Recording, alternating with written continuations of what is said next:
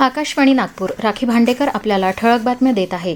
नागपूर महानगरपालिकेचा सन 2026-27 या वर्षासाठीचा प्रस्तावित अर्थसंकल्प उद्या मनपाच्या विशेष सभेत सादर होणार आहे. स्थायी समितीच्या सभापती शिवानी दाणी वखरे हा अर्थसंकल्प सभेत मांडतील. महानगरपालिकेची विशेष सभा उद्या सुरेश भट सभागृहात होणार आहे. महसूल गुप्तचर संचालनालयाच्या नागपूर विभागानं आंध्र प्रदेशातील श्रीकाकुलम इथं कार्यरत असलेल्या वन्यजीवांच्या बेकायदा तस्करीचे एक रॅकेट उघडकीस आणून अनेक संरक्षित वन्यजीवांची सुटका केली आहे. यावेळी एका संशयितालाही ताब्यात घेण्यात आलं. DRI अधिकाऱ्यांच्या पथकाने 24 आणि 25 जूनला ही कारवाई केली. सुटका केलेले प्राणी आणि ताब्यात घेतलेल्या संशयिताला श्रीकाकुलम इथल्या वन विभागाच्या स्वाधीन करण्यात आलं.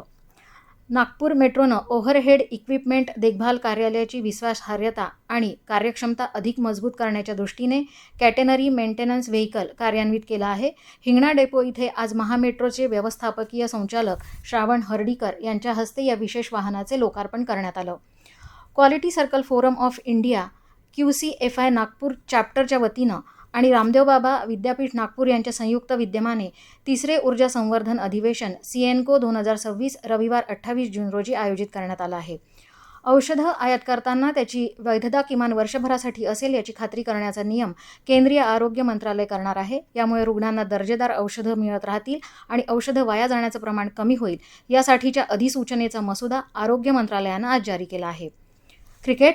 भारत आयर्लंड यांच्यातील 2 सामन्यांच्या T20 क्रिकेट मालिकेतला पहिला सामना आज खेळला जात आहे. भारतीय प्रमाणवेळेनुसार बेलफास्ट इथं संध्याकाळी 6 वाजता सामन्याला सुरुवात झाली.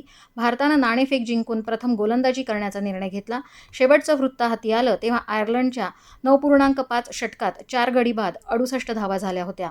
याबरोबरच हे बातमीपत्र संपलं. यानंतरचं ठळक बातमीपत्र 8:42 ऐकता येईल. नमस्कार.